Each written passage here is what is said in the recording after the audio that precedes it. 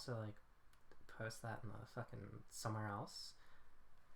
I love that the first few seconds of every single one of these is always going to be us just like, yeah, right, let's post this stuff and give a second. Yeah. Yeah. Yeah. Okay. Oh yeah, I also wanted to pull it up on my other system. Oh, that's Jam's clicking the button. On my phone so I can track things a little better. Because God knows I can't fucking track on my laptop that well. Well, everyone got their water, their tea, their coffee, their... Coffee. Yeah, thanks to our friend Coffee, I'm now like, I can only ever say coffee like that. Which is like, I guess not a problem, but oh my god, because this just loads so I can see. Fuck it. People, not really. Oh, hey, there's Johnny. So I guess if we wanted, we could start whenever. We could give another second. We can give another second. I'll be right back. Okay. Well, Nathan, how was your day been? Yeah, it was fine. Fascinating. Oh, I'm not going to do a face cam after all for people watching, but I am in cosplay as Luna-Terra, even if that's not the character I'm voicing. Alrighty, sorry about that. I wanted to turn on my lights because I realized it's getting darker earlier. Sure is. Yeah. Hello, Hallie. Oh, right. We actually have an appearance from that character soon. I was saying I cosplaying Luna-Terra, but I took off the wig, and I figured I don't want to keep this wig on. I don't want to bother with a... No, this is not. This is the Memorial Foundation ending. Mm-hmm. This is... You're also not streaming it to us, by the way. Shit. I just thought you should know. I don't know things. So no, this is very firmly the Memorial Foundation route. In fact, because it's our last route, and we want to see all the dialogue, every single choice is etched in stone, and great news. Turns out every single choice left that we have not taken are all Memorial Foundation choices. I win. I'm number one.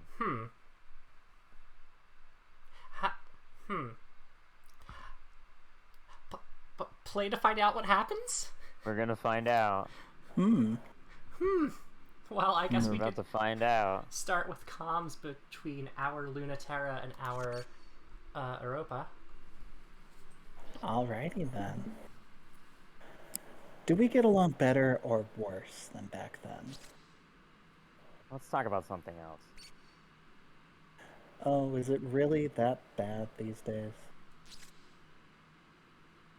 We don't get along because we're too much like each other. Didn't we read this already? We did read this at the very end of the last stream. Let me just boost your audio a little, boost yours a little more because you're sounding a tiny bit quiet. Well, I don't know what you mean. Luna-Terra has never fucked a mother. Luna-Terra motherfucker. Fuck you, fuck you, fuck you, fuck you, fuck you. Get out of my face. Alright. Hate you, kill you, hate you, kill you. Okay. Hate you, kill you. What do we want to see first, then, of our two missions? I'm gonna win. Sure you are, Luna-T. I'm winning at this game. A very normal thing. This time. You are winning. Because there's no other choice left. There's...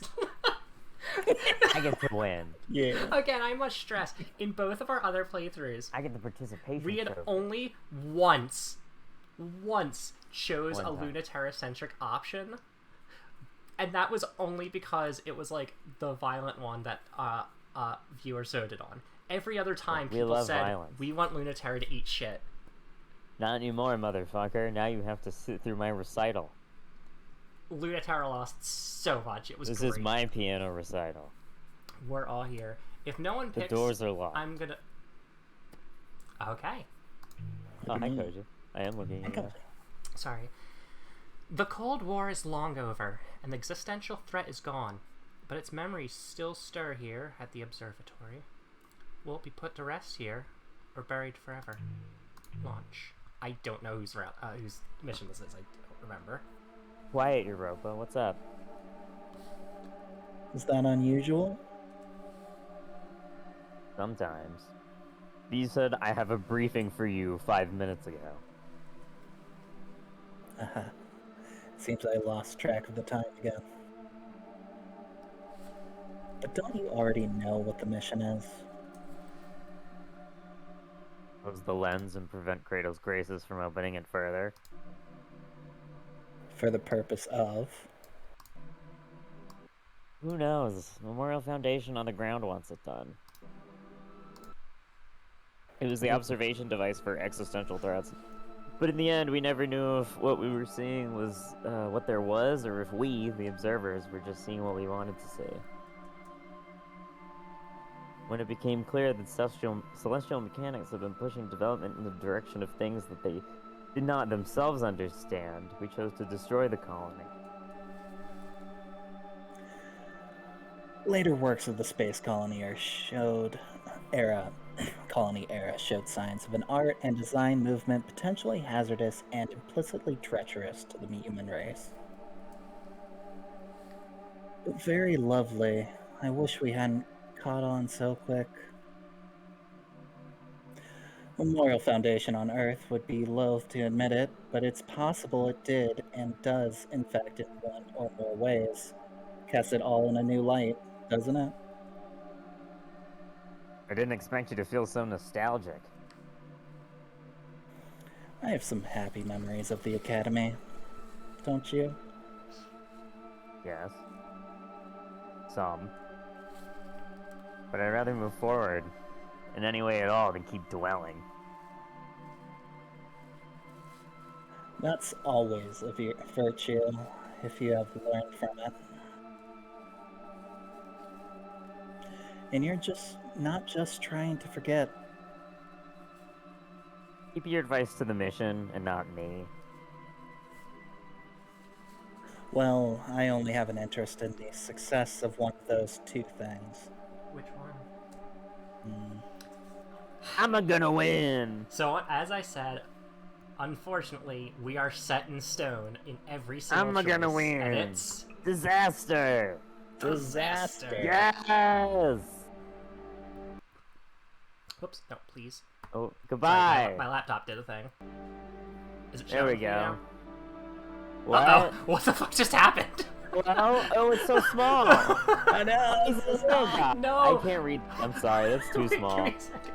No, You're gonna have to what make if that the bigger game for window me. was small and I put it in my pocket? Ha ha ha, what if the text was so small you could transcribe it on a grain of rice? Ha ha ha. Oh my god, what is going Ha ha on? ha, oh my god, it all goes wrong almost immediately. I swear this wasn't intended. Top scientist of ever the fuck happened. Alright, does that look better? Almost. It looks fine. Oh, it's Don't fine think now. there's It looks normal now.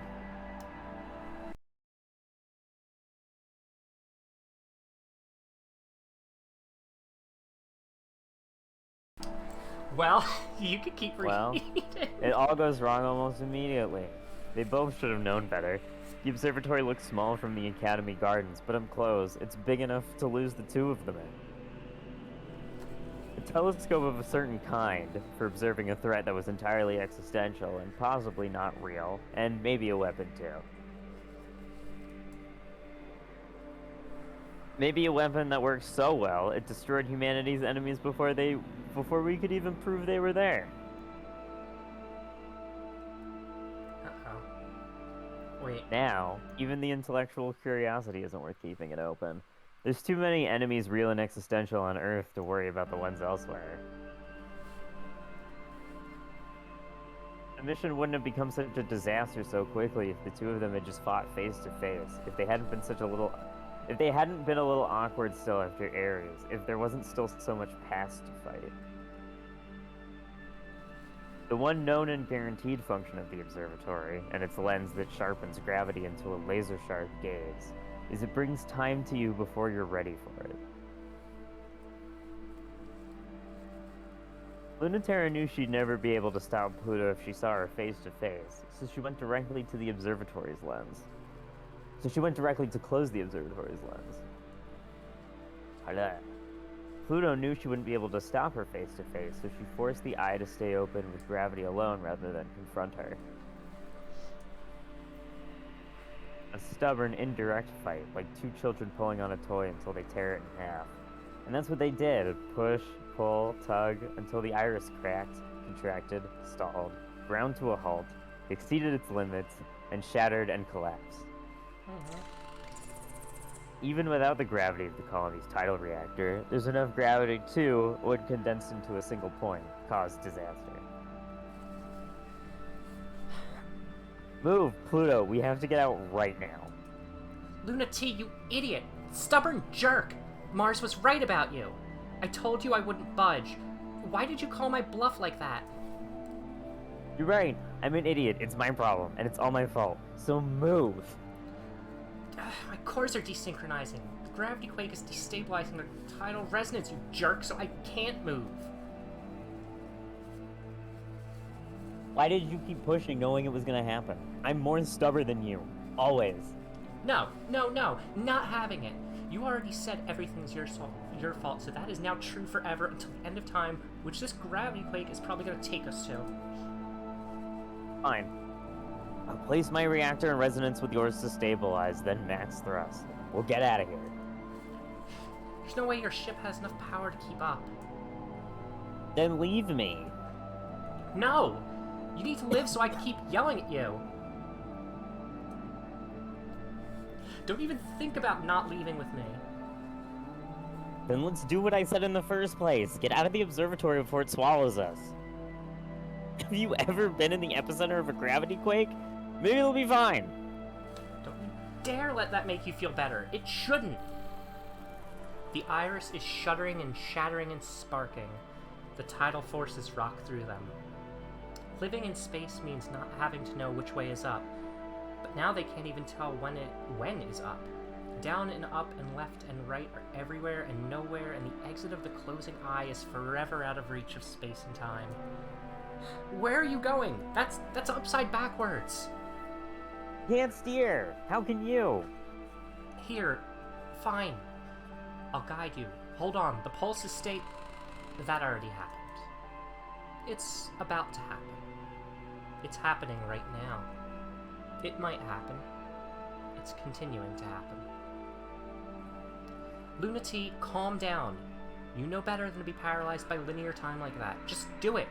Whatever it happens to be, whenever it comes up. Forget the tense. If you're about to do it, you'll do it. If you've done it, it's done. And already have done it. If you can't, so what's next? It's always the future in space. That's the point of coming to space. You go there when you want to be in the future, now. It is the world of will be and maybe to be. Never is or was. Reaching, but never grasping. A future severed from the present that causes it. Light floods from the iris the lens. Then it shuts. Then it shuts again. Many infinities to come. Oh my...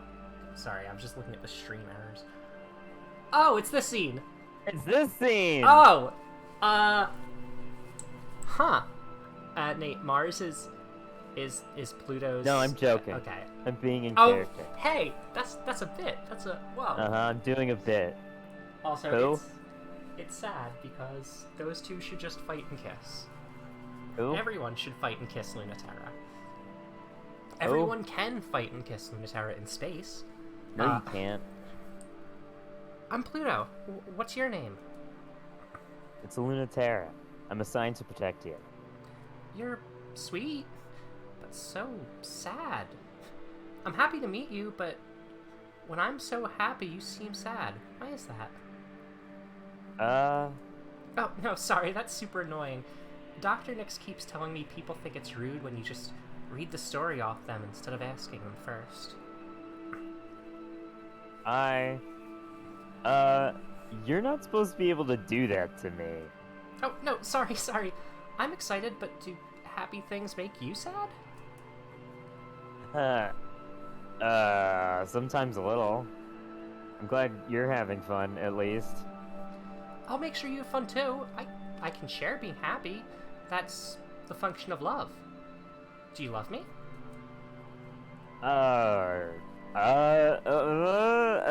Hmm. Yeah, you get it. Love makes the universe work.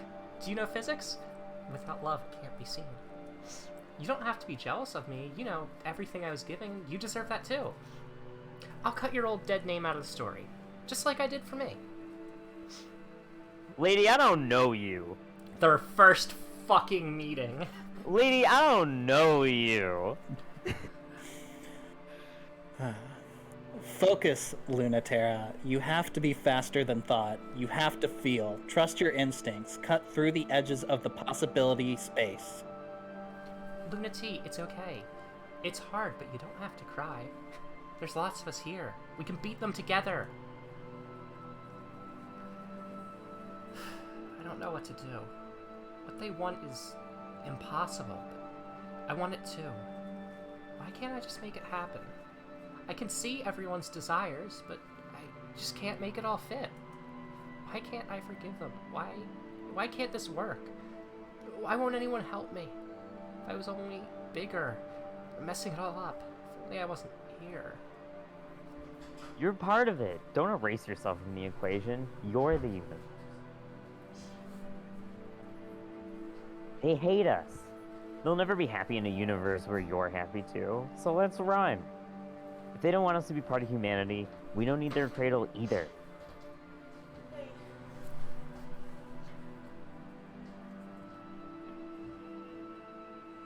That's you.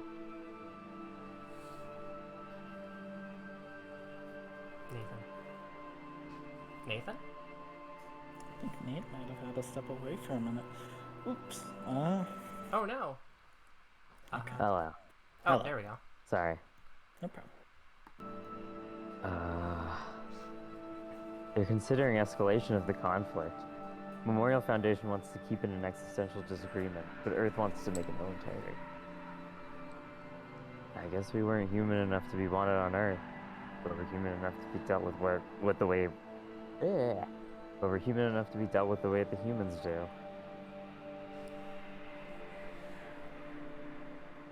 The better we do against Memorial Foundation, the more it pushes them to write us off as a lost cause and prevent the complications we'll cause up here by killing us. Just a second.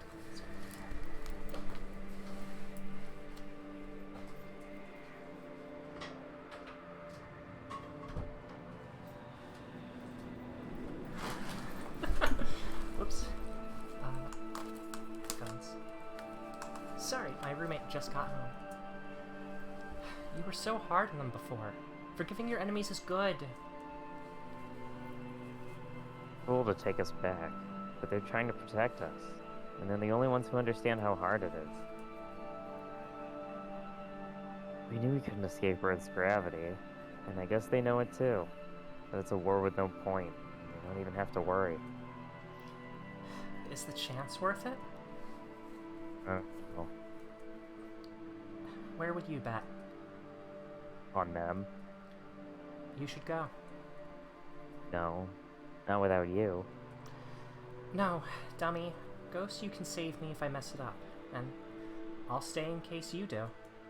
I don't trust them, but I trust you, so whichever of us is right will deliver the other the future. Light blows through the iris, fragments, and the universe exists again. A place and a time. Clinging to each other in that place are Pluto and Luna-Terra, touching to remember they're alive. Broken, but alive. Pluto, are you okay? Of course not. We were almost swallowed up by time and space, and I almost lost you again. And I had to go through it all again. Everything. Me too. It was hard.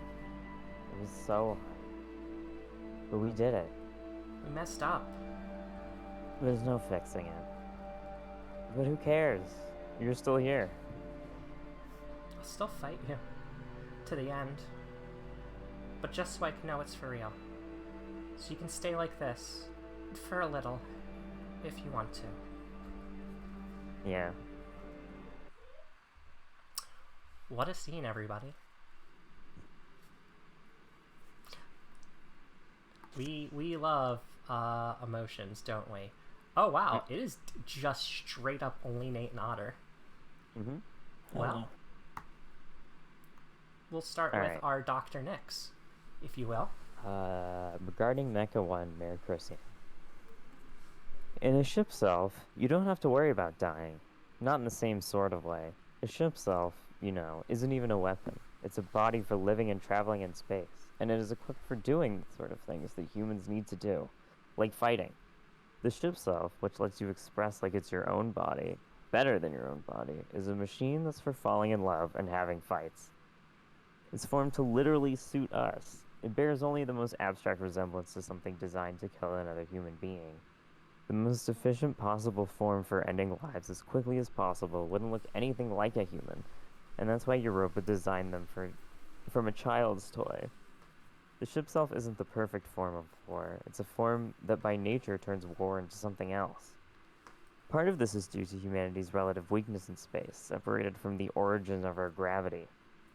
Even with the power of a tidal reactor, we've barely come close to developing a ship self with gravitational and metacultural authority equivalent to a human beings on Earth. While humans on Earth need to devote most of this authority to keeping their shape, identity, and differentiation from other humans, a ship self is less authoritative even than this, though in space they have far fewer restrictions than humans on Earth. If a ship self were to make planetfall, it would be crushed under human pressure and rendered lifeless. Whoa, kind of like AT fields. Whoa.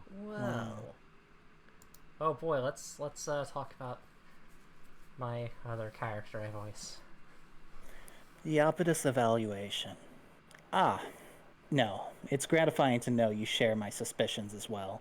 As I understand, that is the purpose of this committee, to prepare for any eventuality that this particular possibility hadn't crossed your minds was beginning to worry me.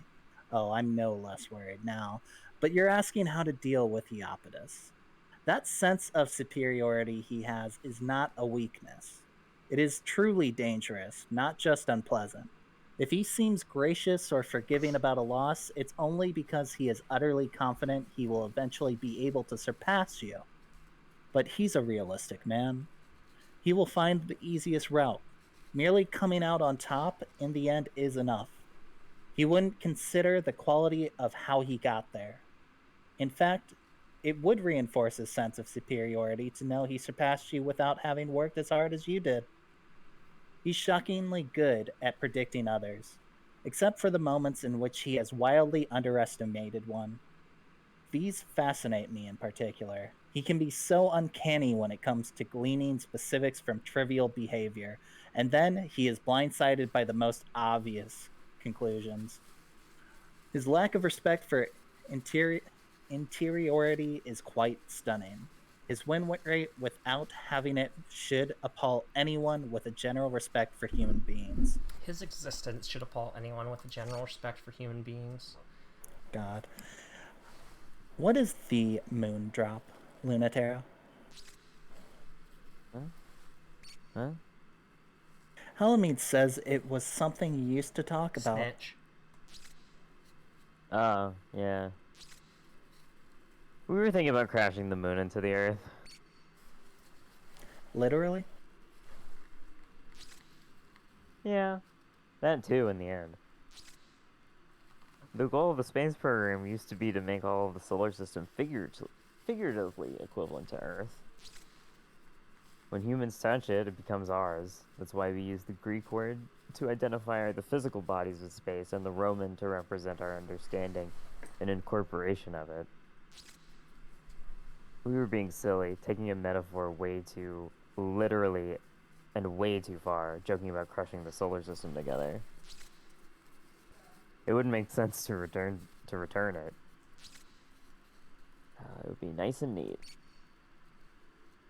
Killing absolutely everyone. Yeah. It was a horrible thought I shared with Halamede. She hated it, but she kept arguing about it with me. The Earth looks so fragile and small here, and the moon looks so big. That's probably why. It was a bad joke, and she never thought it was funny. Good. She is very perceptive when it comes to that. I am surprised always that people can find that self-destructive streak of yours harmless or imperceptible. glad she didn't. I'm surprised you kept me around, given that. Should I have given up?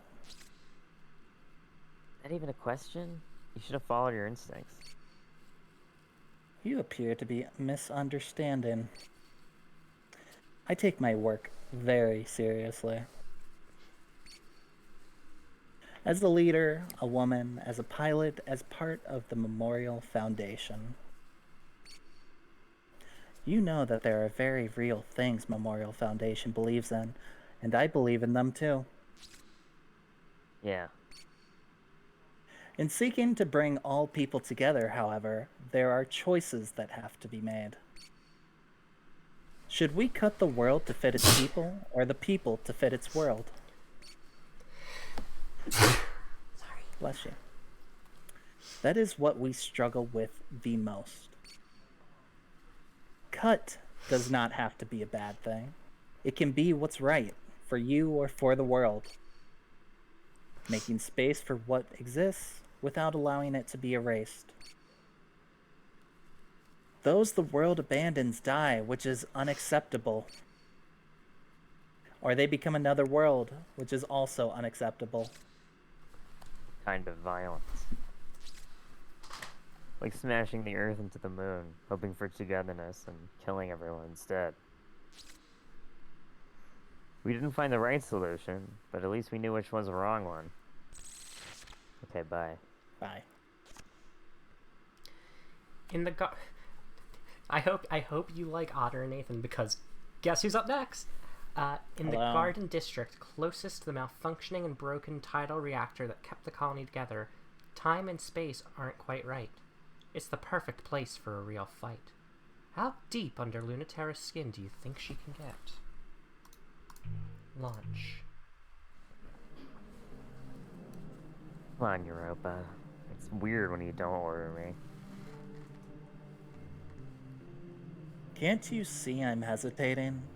Show some politeness. It's weird to see you hesitate. You don't do it. Then stop making it more weird, if you please. Let a woman be weird for once. I have no problem returning to the colony. I wouldn't have thought you'd have more hang-ups than me. You have no regrets? No pain? At any of your training or your service in the war? About anything that happened there? About the people you met there?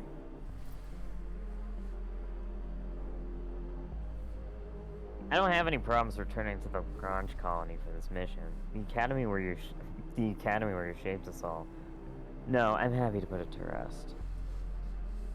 I was a real idiot, so I don't mind seeing it trashed, or trashing it a little more to stop that celestial mechanics pilot from taking back the Lagrange reactor. Ah, you've taken an interest in Saturn. Professionally, she's a dangerous enemy. Wink. She was in Iapetus's division, but she was, yes, very clever. The Lagrange reactor is a worthless shard of nostalgia. Iapetus must be truly egomaniacal to send that prototype unit after it. That's a bad sign. The worst fights always happen over something worthless. It's certainly a trap, but you know that. It's still a chance to get one over on him and stop that pilot if you're prepared to be serious. I'm always serious. Are you serious enough to stop playing? Not playing. Whether you are serious or playing isn't a matter of how you feel about it. It's a matter of whether you are committed or not, or if you're playing because you simply can't decide. You can't play forever. Told you. I still haven't decided. I'm not closing off the future until the last moment. Decide what you want about the future when the future comes. But you will never move from this point if you don't decide how you feel about that pilot. Europa. Oh dear, you are feeling guilty again. Well, that's to be expected. I don't mind if you lose against that one, or win. Just choose, right? You don't have to tell me. I know what happens if I don't. Well, as tempting as it is to have them fight for real in a fun way, again, I'm gonna kick her ass. never forgotten, every story told.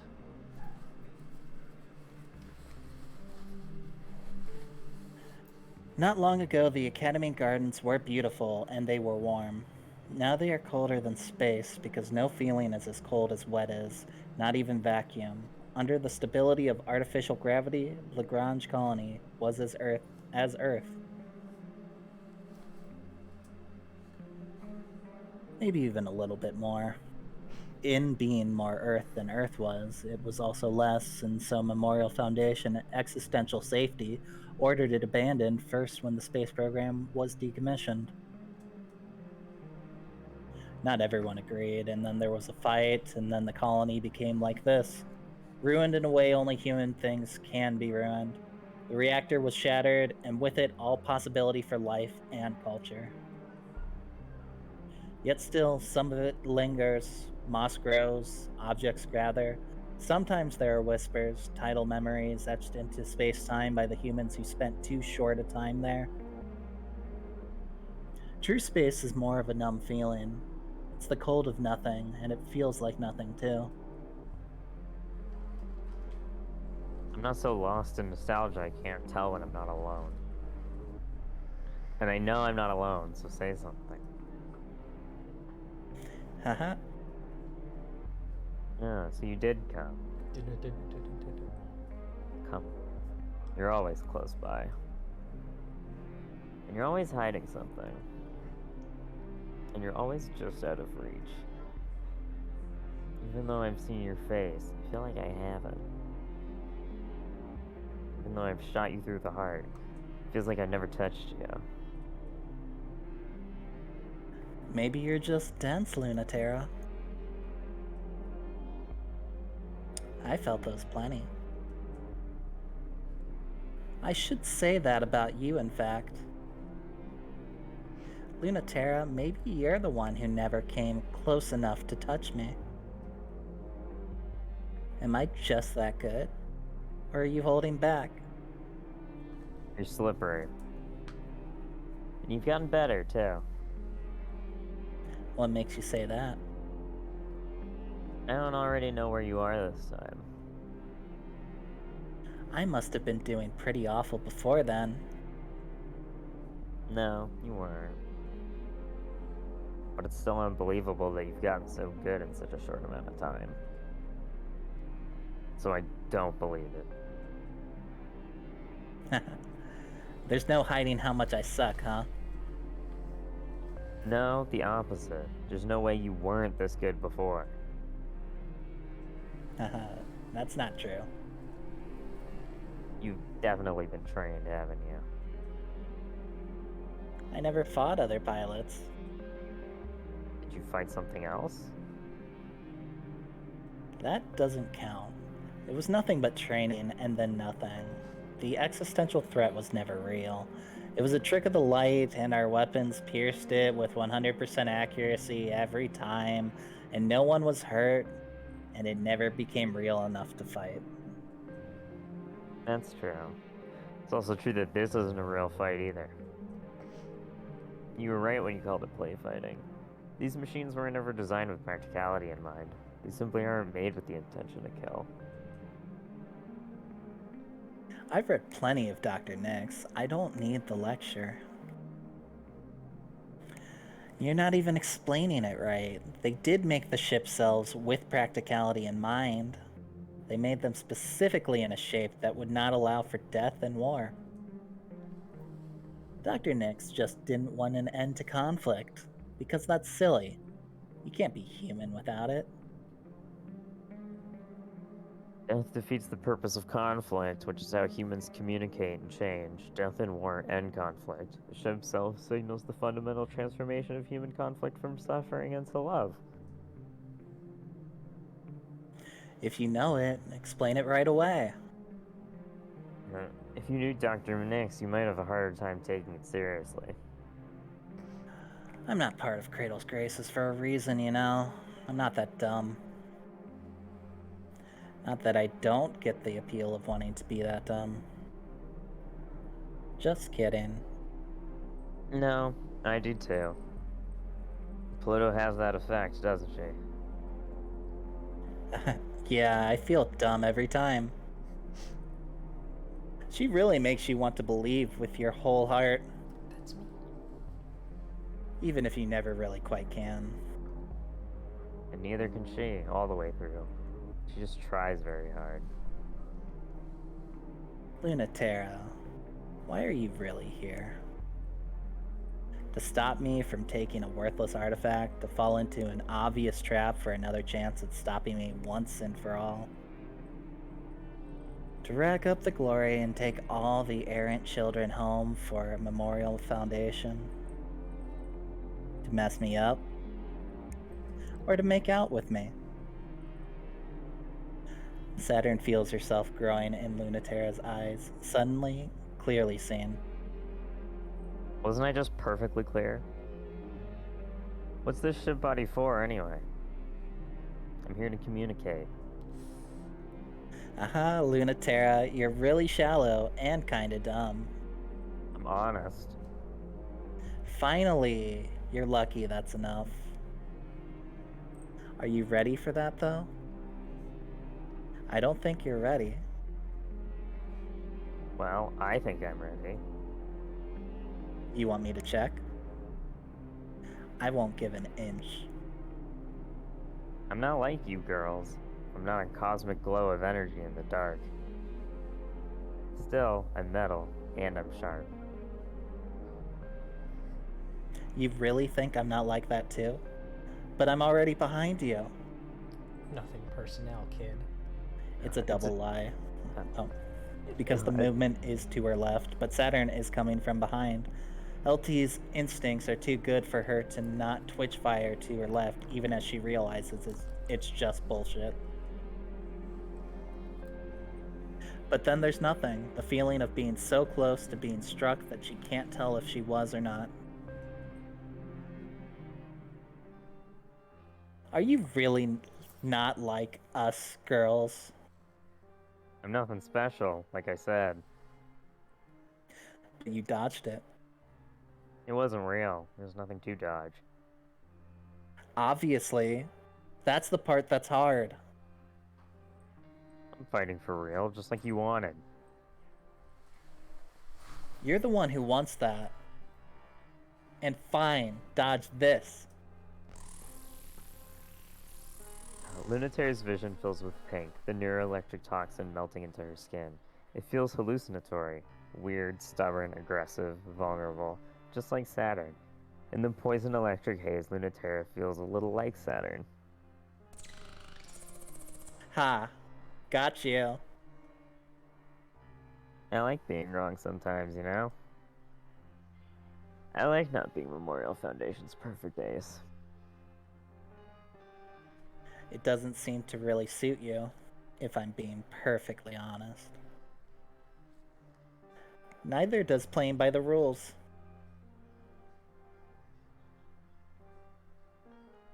Ship cells don't play by the rules when you're fighting. It stops looking like fighting.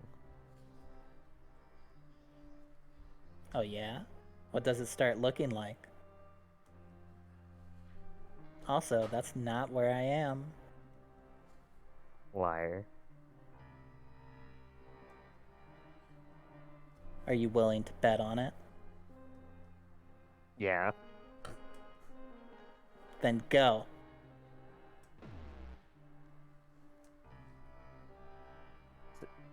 Stakes of hard light are fine for flirting, but that's not what this is. The Miracrosium spear, made for reconciling the Earth and the Moon, is meant to be used up close. It's the distance where skin touches skin, the obligation that humans have for other humans, hard like gravity and warm like light. If no one has been worse at wielding that duty than Luna-Terra, she's all the more the one who should be carrying that weight.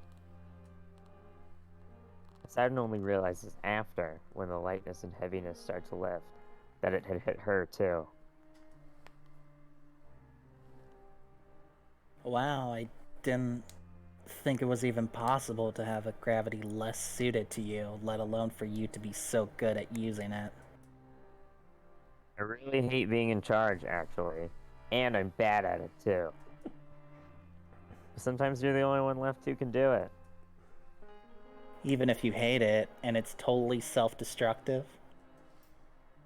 Especially then. Sometimes I think, why do we have to fight anymore? Let's just do this obscene other thing, the thing that fighting could be. And then you say something like that, and I want to fight you so bad. You wouldn't get it. You're hilarious. Makes me want to see you squirm. Like, in a nice way, though. You could try. Haha. What? It's just funny. I love it when you play cool. Because you're not. Let's communicate aggressively. That's what humans do. Sure. I've already given up on that worthless reactor. They're never gonna scold me enough to make me regret this. Ah, it's the thing. It's the It's lettuce. January 30th, 1981, and the day's almost here. The deadline to save everyone who came to space with us, fought with us, tried to bring everyone up with us. If we shut down the lunar gravity well, there won't be any choice left. The power that keeps our ship cells in check will fall apart, and we won't have anywhere else to go but home. If we kill the dream, no one will die. We really, really hope that's true. No one should die in space. No one should die, period. No one has to die, because ship self-combat is shimmering missiles of light, cosmic explosions, electricity that sears through the soul. Blade science is impossible for a human to produce. Dances of combat without end. A fight against ideas with toys. Humans would never show that sort of compassion for each other. Earth's answer is a single atomic particle fired at near light speed directly into the cockpit core. A true weapon from a military force. The quickest, most efficient, instantaneous, unavoidable way to kill a human. And the most boring possible way to pointlessly die. No drama, no meaning, just nothing. Luna-Terra Memorial Foundation Ace Pilot. You're looking forward to reading this for the third time? Uh-huh. It's I'm sorry. I'm just gonna drink this water real quick. And I want everyone to think about what they've done. Okay. I'll never think. Damn, ain't that the truth. It's January 30th, 1981. In the end, they might get everything they want, in the way that no one wants. If we open up the lunar gravity well, then we can establish forever another Earth. And maybe another. We can inhabit a whole system. But that will cut humanity into two, and more. The distance will be so much further. Everything we have will be even farther from them. How much are we going to lose? How much will we never be able to give them? The moon is already very close to being part of Earth. It's full of life, and humans can live here now. It feels impossible, and I don't want to give it up. We should break it off forever, shouldn't we? All I want is to stitch these two humanities together. But if one of us dies as a result, I'll fight forever to keep that precious thing alive. Pluto, Princess of Cradle's Graces. It's January 30th, 1981. They don't name it because naming it gives it power, but not naming it gives it more. It must be in every corner, behind every door, far, far away, in the spaces between stars. It is defined and categorized in every human culture, and it is deliberately omitted from explicit naming conventions by Memorial Foundation in favor of a euphemism less captivating to the imagination, such as existential threat, rather than a specific word that would stimulate the imagination. But a trick like this will not work, and the euphemism is a hollow void that can hold all fears and all possibilities. Through gravity, humans decide what is real and what is not. But what is not does not stop existing. And it, like humans, can decide. It's the kiss of inverse everything that humans can imagine, but can't become. The shortcut to attaining it is to forsake everything that humans already are. If a bunch of idiots get tricked into going there, it would make a very convenient enemy for Earth. That's their real fear. Before that happens, I will tell you a little secret. Ready? Saturn, Celestial Mechanics test pilot. So, what do we think the secret she was going to tell us was? Oh, because I'm gonna win. Oh, I'm so sorry.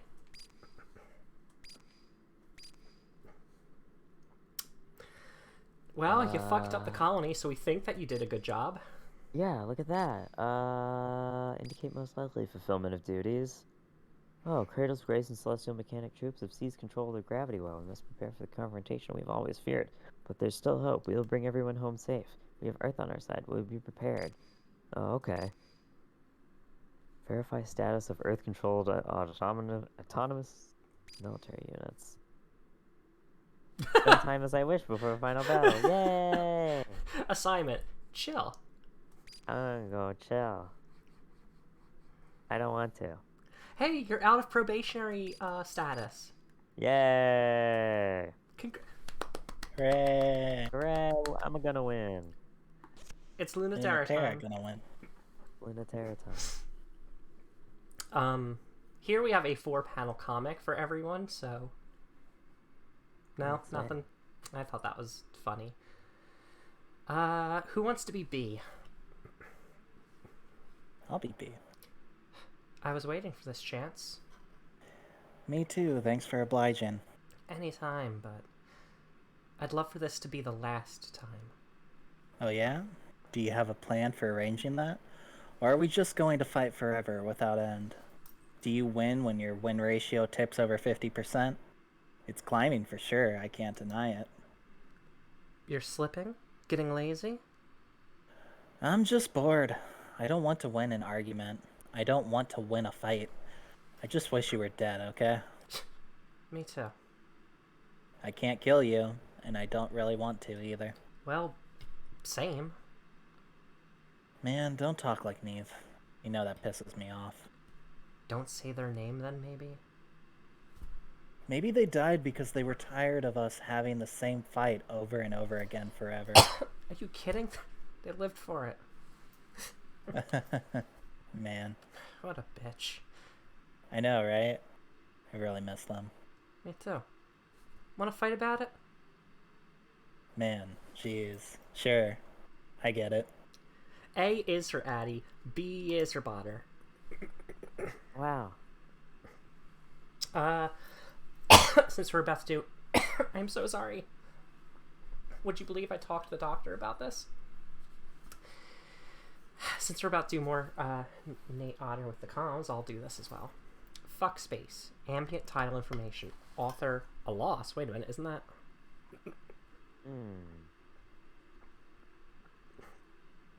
A rivalry. You know what?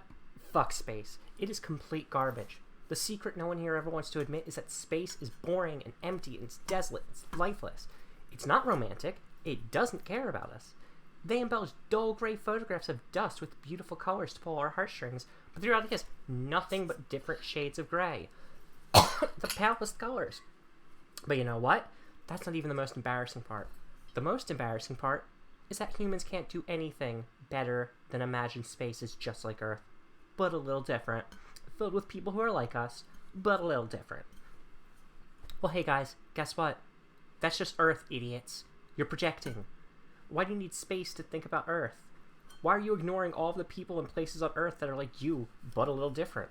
Why is that dream more important to us? We're supposed to have dreams. We're not supposed to just live in them. That's why I'm breaking up. I want to go home. Damn. Fuck space. Fuck space. Damn. Why do you need space to think about Earth, huh? You've had more than a few fights with the Celestial Mechanics pilot at this point, haven't you? Yes. Fights. Exactly.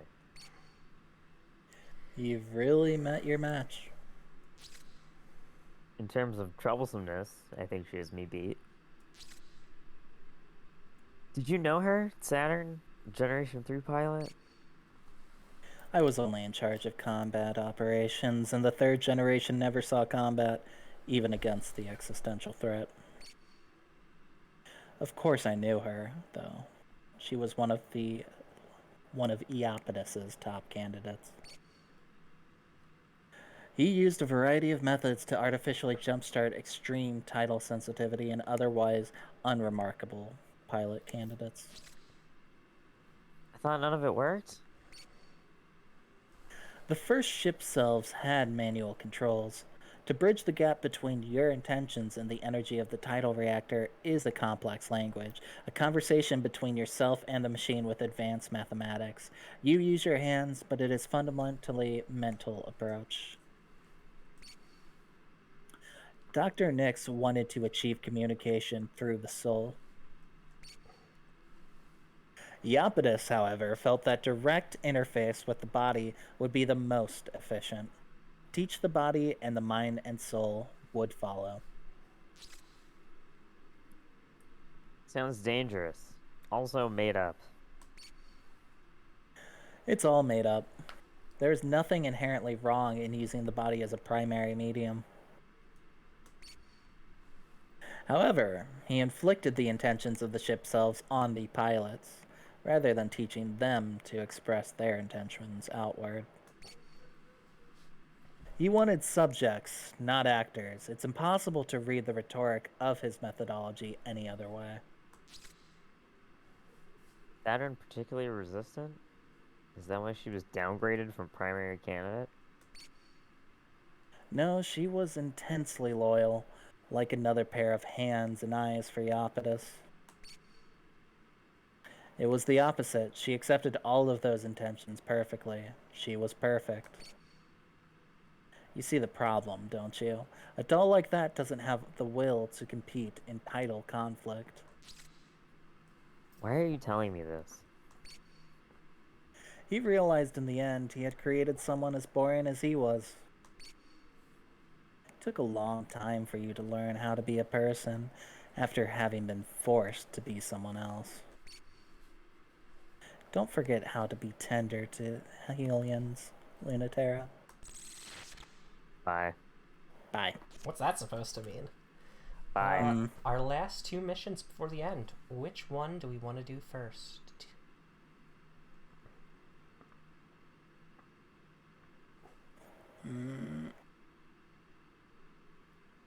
I guess there's also waiting for the stream delay. A thing I forget exists.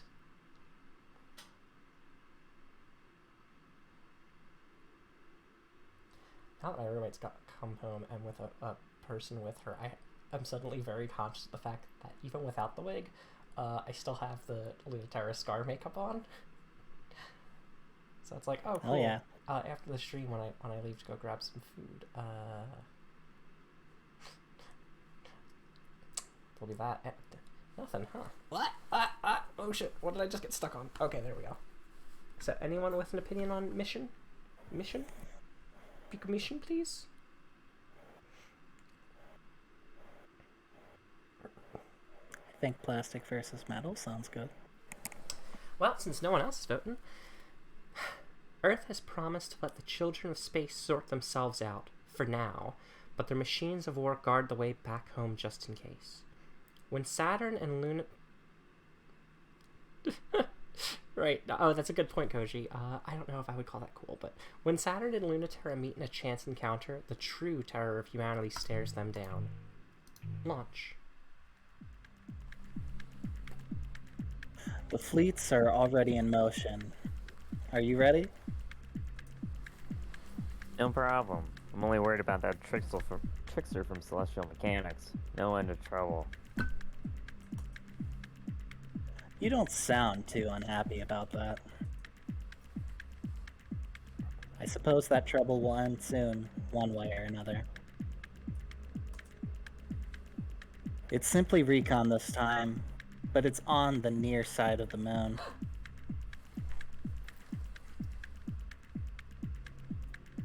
And Earth military is there, with autonomous devices. They are in very high orbit, but they will descend rapidly if they notice gravitational variability. The ship itself is a shape intended for humans to exist in space, outside of Earth's pull. It isn't intended for war. The military is here with that most directive intentions, so don't let them achieve it. Funny that the planetary sphere doesn't seem to think we're on the same side. There's nothing funny about it. We are not on the same side. We are complicating the problem. We can't let it go as much as Cradle's Graces or Celestial Mechanics can't. Earth has graciously allowed us considerable leeway in dealing with the closing of the space program on our terms. Broken and naive as they find us, Memorial Foundation International begged them to let us try to bring the wayward children back home bloodlessly. So we should be thankful that they are just watching and not descending to rout us. Most of Earth would find any loss of human life to space unacceptable, but less and less of Earth considers us fully human. So the mission isn't just to protect any stragglers from getting themselves killed by the forces we're trying to save them from? You don't think we can trust them? If I trusted them to handle it, I would not have led you, the children of space, to fight this conflict. Do you think we can do it? Bring everyone back to Earth? There's a reason I am not having you interfere with the opening of the gravity well. Everyone will be in one place, at least. What Celestial Mechanics and Cradle's Grace's hope will be their salvation could be ours too. We're on a tight deadline for something that might be that impossible. Win what's in front of you and worry about that later. Well, again, last time we chose We're gonna hide. the other ones, so I Hide? guess they hide in the peaceful moon's winter night. Never forgotten, every story told. It's almost winter on the near side of the moon, which means it will be half a month before this hemisphere sees day again. The frosted forest will be spring in a week. We'll see spring in a week, summer the week after, and fall a week after that. A year of seasons in a month-long day. Even terraformed. Could humans live like that? On the near side, though, at least the Earth will always be in the sky, eternally huge, shining with authority and kindness, unlike its agent, who hangs in the corner of the sky like a migraine aura. There's nothing extraneous about its shape. It is here to do just two things: look and then kill. When Saturn flew a millimeter too high, the autonomous military unit looked, and then killed, but just too slow. And Luna-Terra pushed her away and dragged them both deep in the winter forest. The unit looks twice as hard. It's been encouraged not to miss twice. Don't make a sound. You're being too noisy. I get that a lot, but this time I'm not making any noise, so don't tell me to be quiet. You're the one flirting all over the place. They're listening for gravity. Vibrations are not the kind of noise they care about, so keep moving and don't make any noise in your heart. Don't make a sound in all possible senses. Don't make a sound physically, emotionally, or spiritually. Calm down. They don't like it if you're not calm.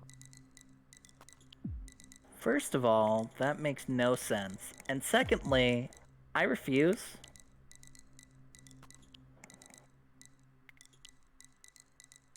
I don't think you should die, so think of something else to do instead, because they can kill you. Unlike me or any ship self, so think about as little as you can, okay? And keep your tidal reactor's output to a minimum. It helps to make yourself feel like an object. You will be a thing that other things happen to, rather than an agent. That's what it's looking for, agency, so it can make it cease immediately. You know, I'm absolutely super good at that. I have a lot of experience with it. So I'm absolutely not going to. Huh. Well, me too. That's why I suggested it. But you're right. I shouldn't have suggested it like that. How about this instead? Start by thinking about the Earth. The autonomous device becomes visible instantaneously. It doesn't look anything like a ship self. It bears no resemblance to a human shape, because there's no intention for its design to accommodate humans. That's the opposite of what it does. It has nothing to express, only a function to perform. What did I do? Probably thought too hard about Earth, but all the same. It's so creepy. That's supposed to represent Earth? Doesn't even look like humans made it. Really? I think it's rather appropriate it doesn't look human at all. They can detect an artificial gravity reactor, but they don't really know what to do unless they can lock a target and kill it. So if it can't verify it is, it won't do anything. What it is, it won't do anything. It feels so heavy suddenly. What is this? Telling you, that's the Earth. Real gravity. It's very, very heavy. You can feel its authority? That's the gulf between us and the planet. I know that. I guess it really feels different to feel it in person. You were saying a way to avoid it? You remember being a normal kid, even for like a little bit? Says the most normal person. Or do you remember the last time you acted convincingly like one? Obviously. I was a really good kid, you know. Checking your gravity against a script, and it thinks... Sorry, it doesn't think. It just checks the variance. Aren't I pretty excessively varied by now? Just wait there a second. It's hard to teach on the spot. It's not that I don't know the idea. Ugh. How are you so good at it? Sounds like you kinda hate that I am. I promised I wouldn't die, but I'm mad I have to do this. Luna-Terra crawls slowly through the frostbitten green crater to where Saturn is curled among cold desert junipers. The dark, barely perceptible dot monitors them in the pale Earthlight, so precisely waiting. It's easier to hide if their ship selves are turned off, or as close to that as a ship self can be, so they climb outside to the cold lunar winter to wait. I'm here. You doing okay? No, obviously. I'm scared. Me too, so forget what I said. I hate doing that too. You warm laying there? You're not warm at all, but at least your boobs are soft.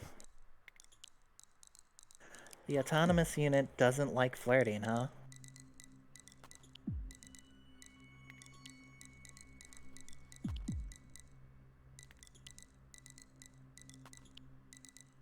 You should think instead about how you're keeping a secret, keeping it really close, waiting for the perfect moment, and no one else can know.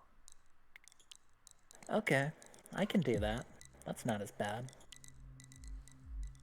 Is it that big a difference? There's infinite difference between someday and never. I've extremely forgotten how to be patient, but I know the difference. You're right. It really is important to never forget. It's still not going away. Yeah, it's a lot more patient than us, huh? It's looking at you too. Aren't you on their side? Just because we want Earth back doesn't mean Earth wants us back. So Memorial Foundation really is that stupid? Maybe. In their eyes, we're as bad as you. So why go back? Because fuck them. They don't want anything to do with us. Memorial Foundation thinks it's optimal for humanity to return But I think many humans think it would just be fine if we died.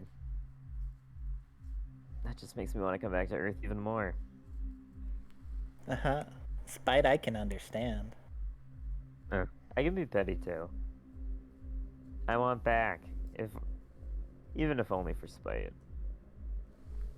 We'll bring them back a little taste of what it is like to be us. They're afraid that we might bring something back with us. And they should be. Much more than they already are. That's what I want. Knowing that you're just as petulant and petty as me, and this weak too, makes me reconsider you. In a good way. It's wonderful. Maybe makes me want to fall in love. Oh. Huh. I said maybe. Don't get full of yourself. Sorry. There's no way we're getting any more than half of what we want, at best. You're only hoping for half of what you want, so I wonder if you'll even get that. If you get it. I don't expect things to go my way, but, you know.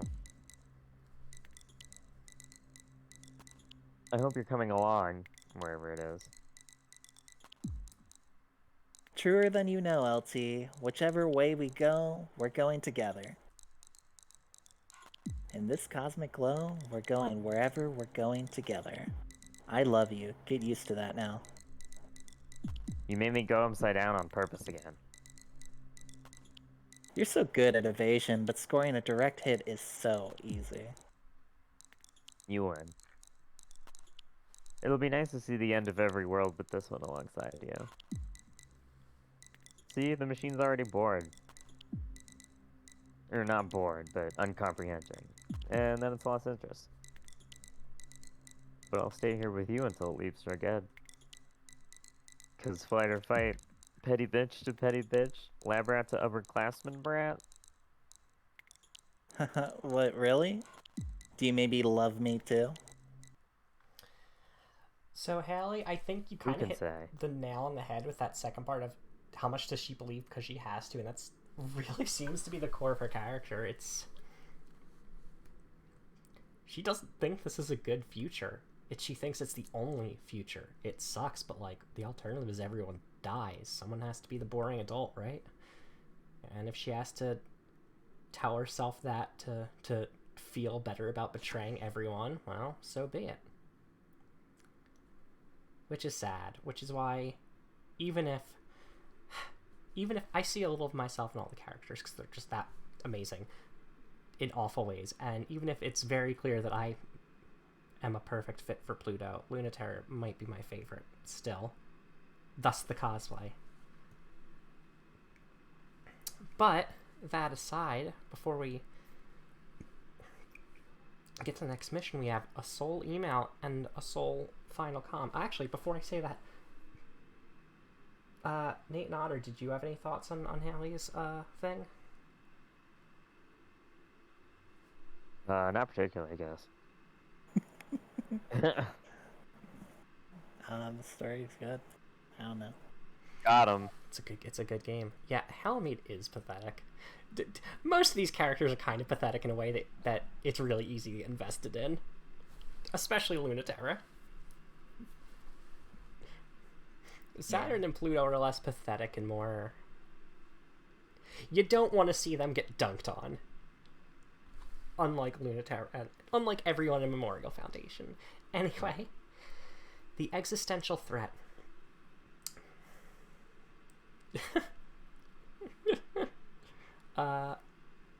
It was composed of solid light and arrived in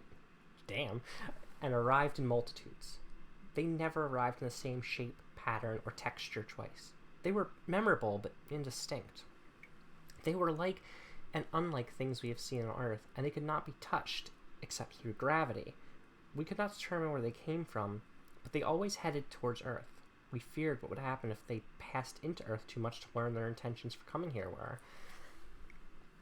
Wow, just like the Evangelion angels. Except, like, if they were Plato's allegory of the cave.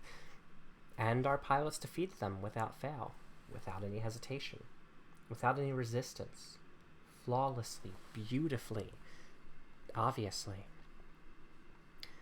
The truth has always been that the existential threat is much weaker than humans, no matter what we call it. And there was a refusal to name precisely at all times the substance and nature of the existential threat. First of all, by referring to it as the existential threat. Memorial Foundation international jargon, rather than by common local cultural names. From the failures of the Scout program on Earth, there was a desire to both separate the pilots as much as possible from earthly preconceptions. We did this to understand new ways in which our pilots could be human, and we also did this to understand how the existential threat could change in corresponding ways, complementing their humanity. As existential threats are always weaker than us, but they have ways that we do not. They're always waiting in the corners of the world, looking to overcome us in other ways. In the case of existential threats existing in space, we created a weapon, the Chronomacula, powerful enough to defeat them once and for all, single-handedly, and we did so. And we lost every reason to be in space, and we ended all mystery and possibility. So it is surprising that in filling the void, it became the pilots who took the role of existential threat, as is known to occur on rare occasions on Earth. Sad. Sad. Did you notice, Luna-Terra?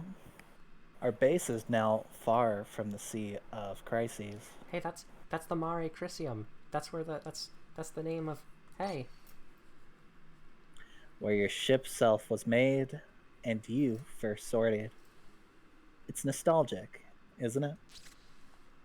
Yeah, it is, isn't it? Reminds me of when we were fighting some theoretical alien existential threat and not each other. Would you prefer those days? I don't think so. No, I definitely wouldn't. I like being less stupid. Fighting with people is better than not even thinking about people at all, instead of fantasies. Are you gonna say that's still your problem? I know when I drilled you like little soldiers, I taught you the opposite too well, but I wouldn't mind if you had second thoughts. Europa. Do you feel guilty? We should all feel guilty, but me and my peers especially, we caused this conflict to be played out, and we failed to teach you well enough to endure it. The future had hoped you would live in was much too childish for you.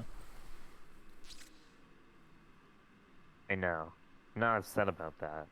I would never come back here by your side again. I don't want your guilt. Or my guilt. What do you need, Luna-Terra? I would like you to give me your orders. Without guilt or regret or expectation. Of course. Though I've raised you terribly, Luna-Terra, I have also always been quite proud of you.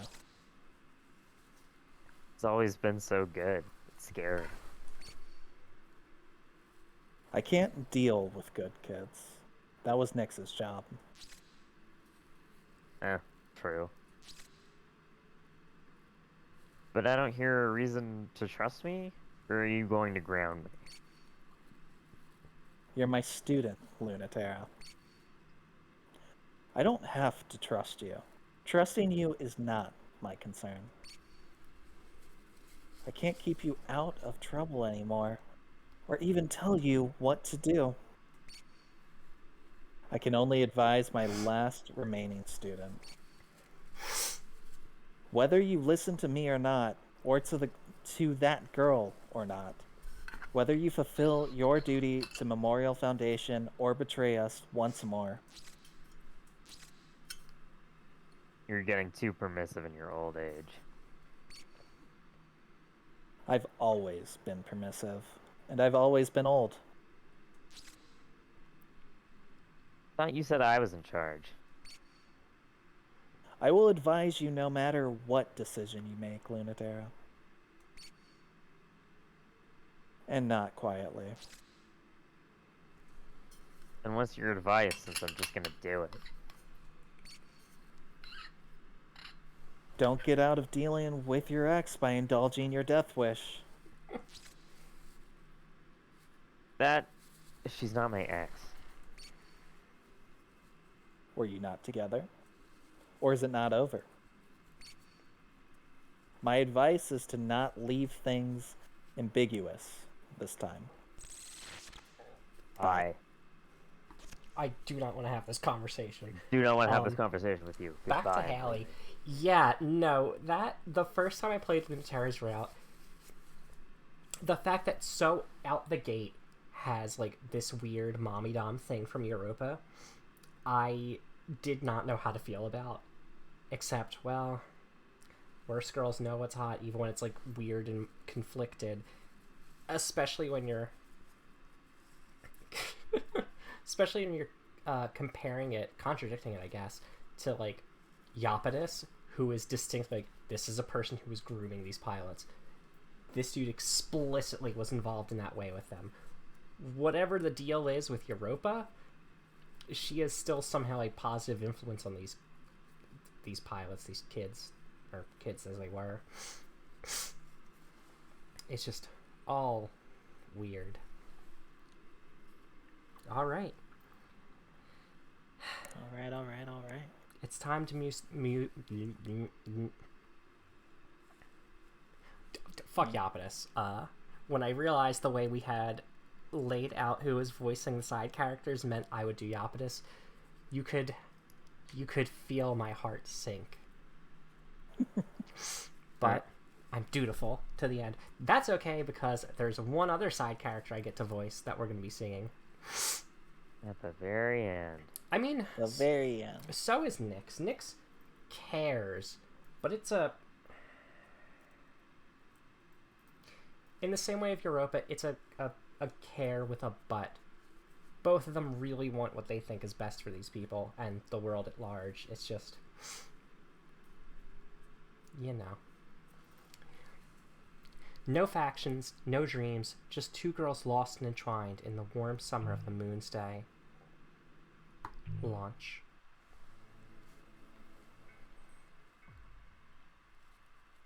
Europa. That's you. New orders, Luna-Terra. Get out for a while. What? Oh. Really? You don't need me on standby? Yes, but you're making everyone anxious. The pacing and sighing is becoming melodramatic. Is it this scene? Even worse, some of the girls are beginning to find it very attractive. Show them some mercy and give yourself a break, please.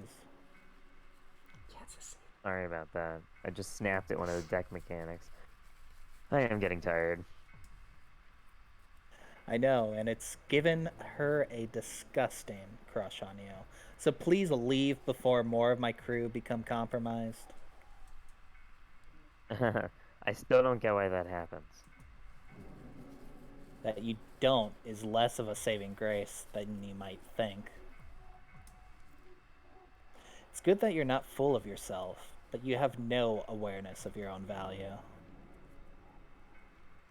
I'm aware. It's not a mystery to me why someone would like to earn the approval of someone who treats them as if they don't deserve it. Oof.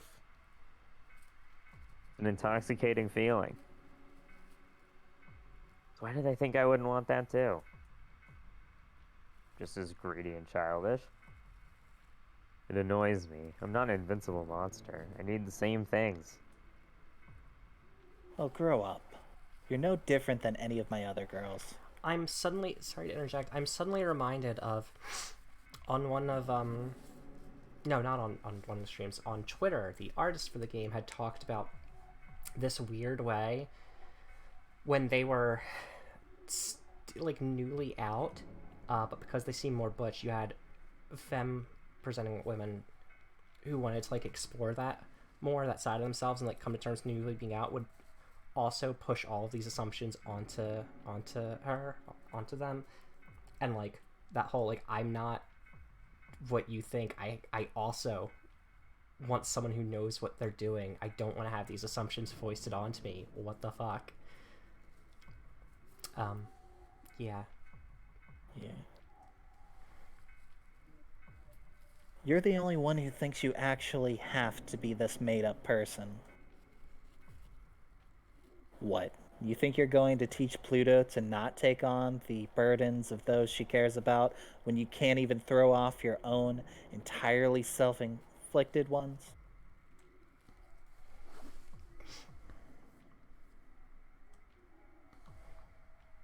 You know my girls aren't stupid enough to not see what a fool you are alongside your strength. They wouldn't find you so charming otherwise. Didn't you learn anything from your terrible relationship with my tragically pathetic niece? I learned to not pretend I could give someone what she wanted. Wrong. You should have learned that just because someone likes you doesn't mean they don't also know you're an idiot. No one needs you to be stronger. You need to let yourself be weaker. Do that quickly so I don't have to hear any more complaints from you or those girls. Aren't you tired of hearing them yourself? Well, No more fighting this time. I'm gonna win.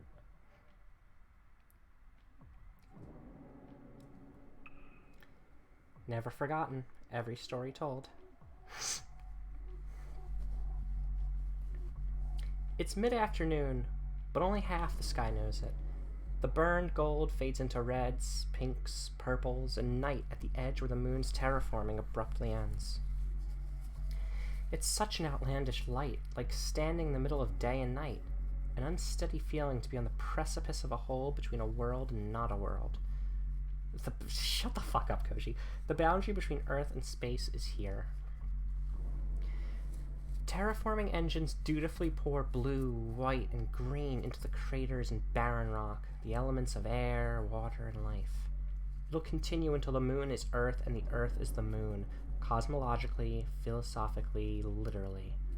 The long-awaited unification of Luna-Terra. Want to watch it forever, even though it's not going to keep going forever. There's a pleasure in watching something happen slowly, like keeping track of the moon in the night sky. You can see it happening inch by inch. You have to be patient, but it's such a satisfying feeling. Luna-Terra looks up from her resting spot on Mary Christium's foot. You ever watch it like this, Pluto? I thought I'd finally snuck up on you for once. Still not as crafty as Saturn. Darn. You were pretty close before I noticed you. It could have been a surprise, if you really wanted a surprise attack. I wanted to see how long you'd trust me with your back. How'd I do? Great. Until you tried to be clever at the end. Whoops. I'm definitely gonna get yelled at again. You got yelled at? Like I was at the academy again. It wasn't great. Wish I could have seen it. I'm really glad you didn't. I've seen all of your most embarrassing expressions, but I never get tired of seeing more. It's no use hiding them from me. Fine, fine. Give up. Wow, you should get humbled more often. It's making you really cute. You don't want to fight this time? I was hoping we could do it honestly, for real, for once. Might be our last chance for that kind of fight. I was thinking that too, but it's our last chance to take a walk like this. Today I want to do that instead. It's not like the end of walks are at stake. There's gonna be more walks, Luna-Terra. Not exactly like this. I like it in the middle of things. The stillness of change. In the haves and the in-betweens. So like you to be rooting for them, Luna-T. Okay, though, because you asked. You never asked for anything, so you should get it when you do. Come with me. I want to show you something. What they find is a waterfall, or something that's trying to be a waterfall. The rushing water flows through the canyon until the atmosphere becomes too thin and the sun becomes so bright it turns to vapor and dissolves. A rush of water stopping abruptly, yet very slowly. The point where it stops is moving forward. Eventually the atmosphere will take hold, and the sun won't be able to strip the air and water from the moon. It's one of the last valleys left where space is still here, where nothing and inverse still exist, instead of everything in us. I thought it'd make you happy. You love lilacs still? Oh wow. They grow so fast here. I wonder how. I think the seasons are playing tricks with them. But look, they're trying to grow right into the line of the sun. You can follow the trail until they burn in the sunset. They'll keep crawling until they reach the valley. We're so unbelievable. Humans can overcome even this. Do sights like this still make you feel kind of sad? A little. But humans still deserve it, so I can't stay upset. This won't be the moon anymore, but part of the Earth. And I want to hold the human and alien together. We'll lose something if we don't. I wish it could be in that middle place forever. We grasp for something new, but we lose everything we touch. Just want lilacs and a home. A space with room for us, wherever that is. How much would you give up to have that? A lot. How much would you? All I would need to make that choice is for you to make me feel that way, Luna-T. How do I do that? Convince me everything's gonna be okay. That we won't be losing anything, even though we will. Make me feel that way once again. Well, we're no stronger, smarter, more perfect than any human beings on Earth, first of all. Second, there's no place more beautiful on the moon than anywhere on Earth. Really think, nothing else in the universe looks that different, that beautiful, that incredible. Third, touching ship to ship isn't any different than touching body to body. We can speak the same language with just our own flesh. It's just a metaphor anyway. We can be human anywhere. That's the game. Bum. That we did it up in space just means we can do it back on Earth too. We know the language. First, we never would have been allowed to grow up like we did here back on Earth. Second, space is cool. Third, giant robots are impossibly cool, and nothing you can possibly say will change that fact. We're all we have. The world may be awful, and I had to fight so hard just to be provisionally recognized as human. So I don't know why I miss it so bad. I wish you could tell me. My standards probably are bad. This still will sound awful, but I don't want to believe we couldn't also be happy on Earth, no matter how good the future is, that our happiness isn't that fragile. You know, you say you have very little faith, but I think you have more than me. You don't want to give up. You have so much faith you want to keep going even if you believe it's totally pointless. You're obscenely stubborn. Things could be much different. You and me especially. We are very lucky. If we had been born in space, we would have been even luckier. But you only get so much. I worry about what we would be like if that hadn't happened. For me or for you. If what hadn't happened? Would it have taken us even longer? I already feel like I became a person too old. Would we have spent our lives without ever...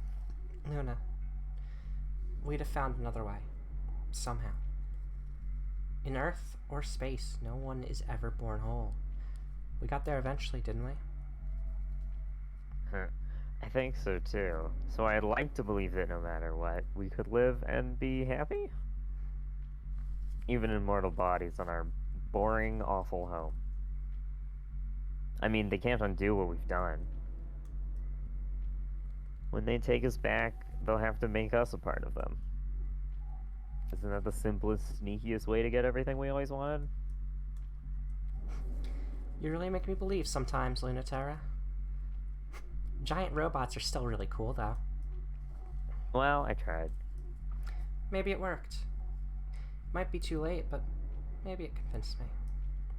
You know I trust you. Even when I can't. Come on, let's go smell the flowers. I want to touch them. I want to see if they're as pretty as I remember from Earth. Okay. It's not quite 9.8 something meters over speed to the second yet here on the moon, but it's getting there. And the lilacs smell wonderful, and they're soft. And the air and the water is like a dream. The real thing. You're really warm. And you're really cold. Still, you're right. Skin to skin isn't ship to ship. But it's nice too. It feels exactly the same in a different way. No more or less. I missed you so much. Here. I'm right here. You really are. You're really still so bold, Lunati. I mean,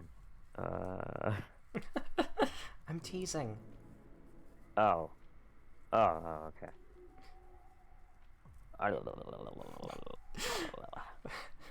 God. First, I have Koji adding me for fucking taking the screenshot of that cute scene that I don't know if I have a screenshot of yet. And then I got. Anyway. But that doesn't mean I'm also not offering. You're so mean to me. But you love it. You can be strong when you're not trying to be strong. No. Now. My ending now. No. I win. I knew you'd yeah. choose us in the end. Even if you didn't choose me. All that matters is that you're coming home. Hi, Hallie. Hello? I'm here. I was just startled. Why are you replying? Since you keep messaging me, I thought you'd be less surprised. Which implies that Halloumi just constantly sending Luna-Terra. Why are you bothering me? Just constantly like, do you feel bad about being a traitor? You know it's only conditionally Earth's accepting you back, traitor. Do you ever regret dumping me, traitor? No. Sorry about that. Don't start. Yeah, I'll literally never ever forgive you. Sure. That's fine. I'm not apologizing to you. You have so much to apologize for. But it's only to me. Were you saying sorry about something else you're trying to do? Maybe. There's a compromise I want you to consider. I should have expected one more betrayal, even at the end. No, it's more like, I want to make sure that you hold up your end of the bargain. No negotiation. The terms of surrender must be unequivocal. That's the only way they will allow us to return. Really, it's not a change to the deal at all. Just asking how we interpret them. You shouldn't, because I'm going to stop you if you pull anything. Really, I will. Very, very easily. Don't worry about that part. Well, in that case, I'm not going to be sorry at all. You should know that shame is what you've earned and bear it. No. Didn't think so. I think you took away what I needed to be happy. I think I have to learn a new way. It doesn't seem fair that I have to when you don't. I have been learning. It's been hard. That's even less fair. You shouldn't be able to. You shouldn't get to move past this. Sorry. Or, not sorry? I'm taking this anyway. They're giving you everything you say you want. So what do you really want? Even knowing I got away fine. Wouldn't you feel guilty if you got something special and never shared it? Bitch. Bye! Memorial Foundation does not have the power, or the courage, or the hope. Sucks. They have experience and numbers, and that still matters. It matters the most because the gravity well is whimpering, sputtering, and Earth's tactics, strategic and realistic, are favored. Their weapons are kinetic. They don't fight with anything dreamlike or unique. All they have to do is this simple job. The fight between giant robots can only be so realistic.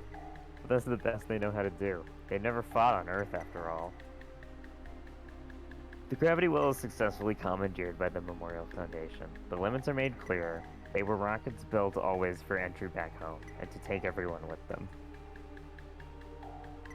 Halamede in the low Solchi soars in glory, holding the dying gravity well in her arms. Through it, she extends the logic of Earth to every tidal reactor, the exact gravitational constant that determines human to be human. Luna-Terra, you've done so well. You've been so good. Are you still going to betray us? Europa told me to expect it. I won't. Like I promised. I doubt that. Even if the rest of the pilots may not forgive me, they're coming home now too.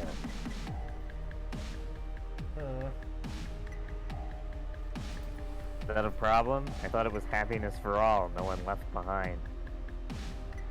Emphasis on the no one left behind, because the first is too hard. We have to be careful. You know that. They think we're more trouble than we're worth. And there's a really simple, easy solution to us becoming another existential threat. A simple way to defeat it and prevent it. When they indulged the Memorial Foundation's plea for an alternative to their method, the one used from the beginning of humanity to the present day, they allowed us. Because we made the promise of submitting without complaint. That's true. Europa never failed to remind me the Earth could just decide to kill us. The Earth cannot be divided. We're meant to be one. Earth is an anchor in space-time for us. It wasn't always like that. We started from zero. We had to carve out our place in the universe bit by bit. We have to move ever forward, marching in progress. As culture marches forward, so does our gravity increase. We need each other. We need this culture, this gravity, to make us together. I agree. Hallie getting steamed. Humans need to come together. Luna-Terra immediately fires a solid light bullet into the gravity well restraint mechanism, and the gravity well implodes back to life. In the middle of the victorious fleet, communication immediately falls apart as space-time and electromagnetic forces tear through them. Fuck you. Oh. You finally did it, Lunatic. Something so dumb, I didn't have time to get mad before I saved you from it. You could have at least told me this is what you're planning. I would've, but I wasn't planning this until 10 minutes ago. Hey, I didn't even cut it that close. Tell me you thought up something good. I'll follow you, even to a bad ending. But not if you got nothing other than this depressing conclusion. I'd have to hate you to let you do that, baby. Hands reach from behind her and hold the weld gently, easily, as Halamede's fingers shatter. What? Traitor! Sorry, I'm just borrowing it. You're not sorry now, and you weren't sorry then. I think you might really wish you were sorry. I want to believe you want to be sorry, but that's not good enough. It's certainly much too late for it. Wish instead of wanting to be sorry, you just wouldn't be able to be happy again. I can't do that. Then please deny this. Low Solchi is made almost entirely of constantly refracting hard light. It emits from every angle at light speed a drowning torrent, a reversed vacuum, a void of energy, an unignorable, undeniable deluge. Light, the substance and pressure and water. The heaviness is unbearable, to Luna-Terra especially. And it's so familiar, it's impossible to escape. Automatically, she falls right in. No matter what terrible things you've done, you've never forgotten exactly what you deserve for them. That's how you can make it up. That's how you should make it up. At least not in the same way. Which I know now. I thought I would die before. The nice thing is if you don't die from this, grow up. Even if it feels unfair. Are you suffering? Luna-Terra reaches her hands as close as she can to the gravity well. Her own tidal reactor howls and freaks with the strain of not falling in. It isn't interested in Luna-Terra's dreams. It just wants to have everything. The infant wish of humanity, Earth's pure greed, the white void, the all-consuming gravity that erases all distinction. Pluto can barely keep the light at bay.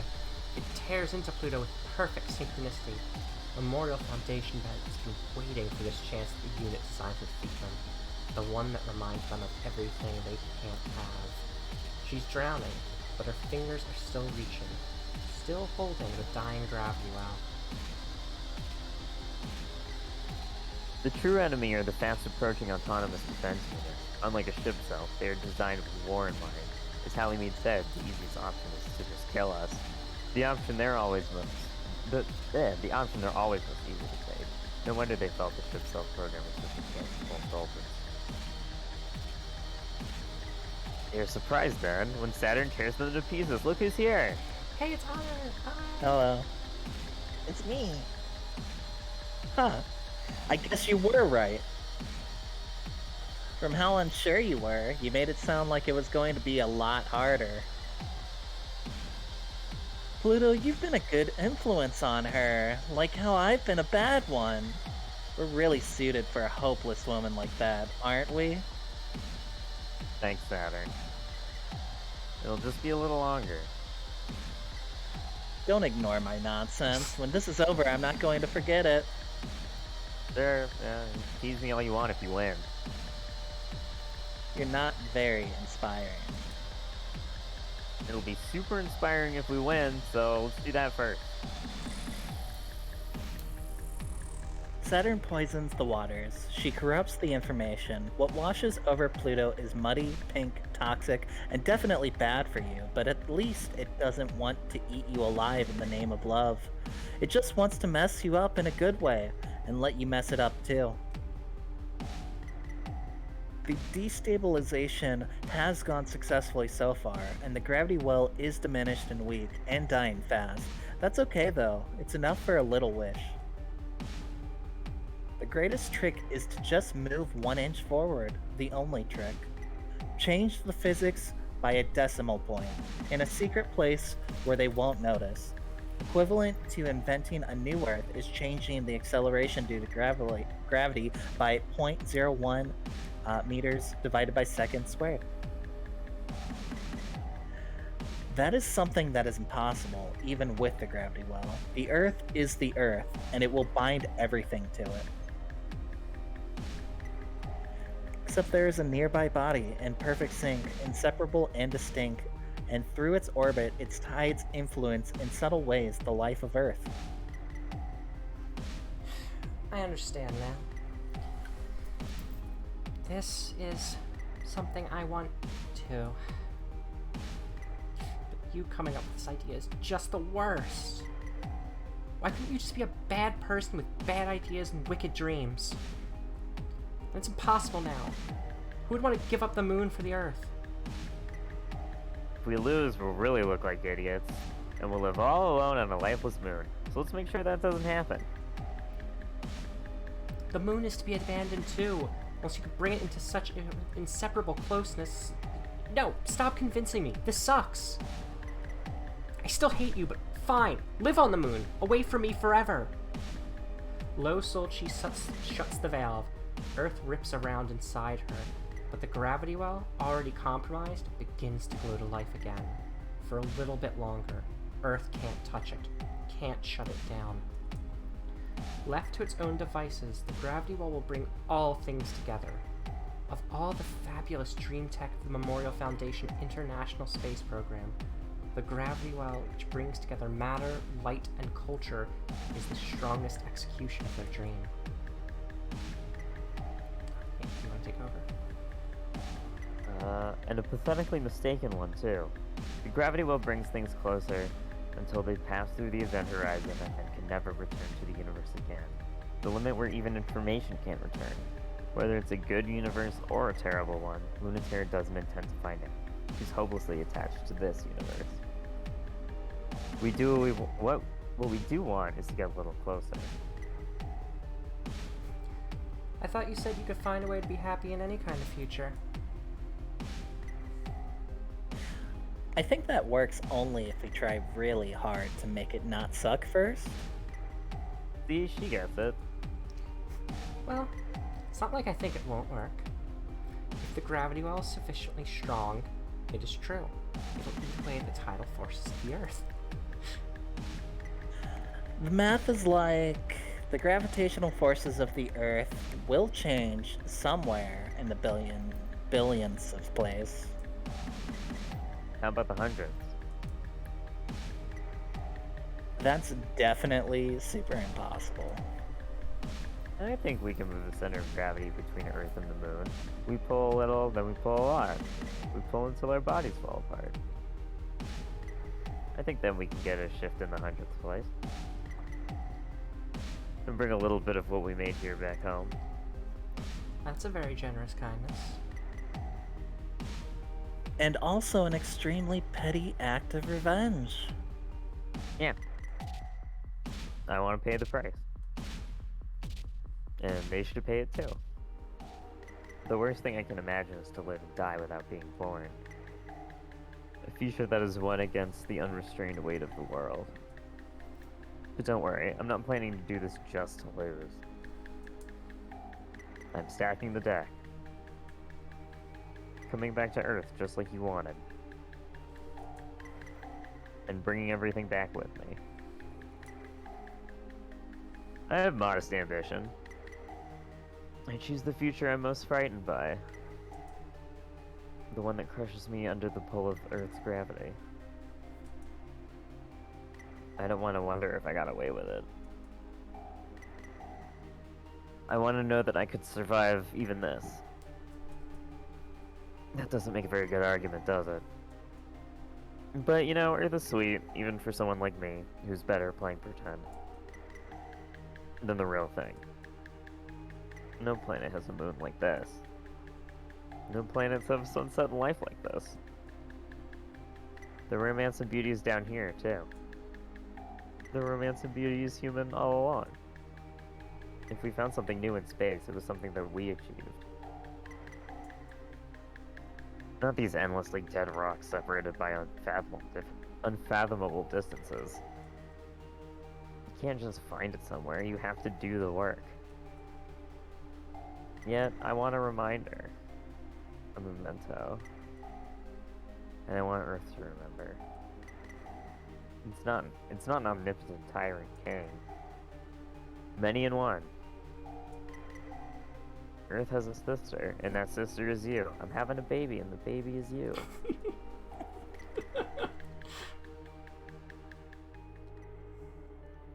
So, this is my favorite ending, even if it's not Luna-Terra... most emotional. I'm so sorry, continue. Okay. Luna-Terra doesn't hear the alarm. Her body knows exactly when it's supposed to wake up, and she does. She doesn't have to wake up this early anymore, but her body has a hard time letting her go back to sleep. She wakes up, tries to focus her eyes. Her head hurts, just a little, so she thinks she'll go ahead and make coffee, except Saturn's arm is tugging on her shirt, and Pluto's legs are tangled up in hers. So maybe she can't make coffee just yet. She worms out of the comforter as much as she can. The apartment's summer air conditioning keeps things nice and cool, but the summers here are hot, and so are the girls. Hey. Maybe if she tries really hard, she can go back to sleep, but it's hard. It's always hard with the sun still there, but especially with just the hum of the AC and everyone's slow breathing and the light shiver of sweat.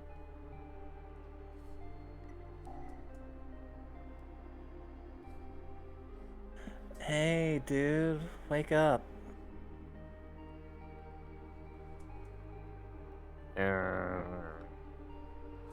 Halamede, we're gonna get to that in just a second. Holy shit. Hey, don't pull me back into bed. Pluto, stop her. But I want to see who wins. You're the one who wants to make breakfast. You made me wake her up. Don't act like it's not your problem. None of you were up when I was up, so it's time to sleep forever. That's what I said. Also, you're clearly awake, so let go. No. Pluto. I'm making breakfast though. I already turned on the stove. Fine, it'll just burn the house down. Help me stop Saturn. Okay. You traitor! You betrayed yourself! That's enough out of you. Now come get some coffee, Luna-T, before you get a headache over it.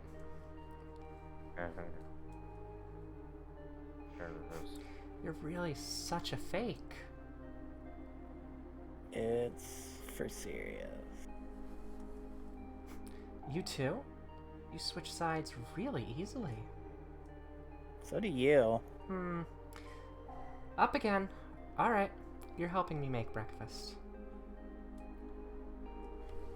What? How come she gets to sleep in? She'll be right behind us. She was. Luna-T shivered for a second, bare under the AC, and then she got up. She turned the light canceling off on the windows, and the day, which will last for the rest of the month, poured in, which she can feel a minute of before she wants to go get breakfast too. On the near side of the moon, the Earth will always be visible.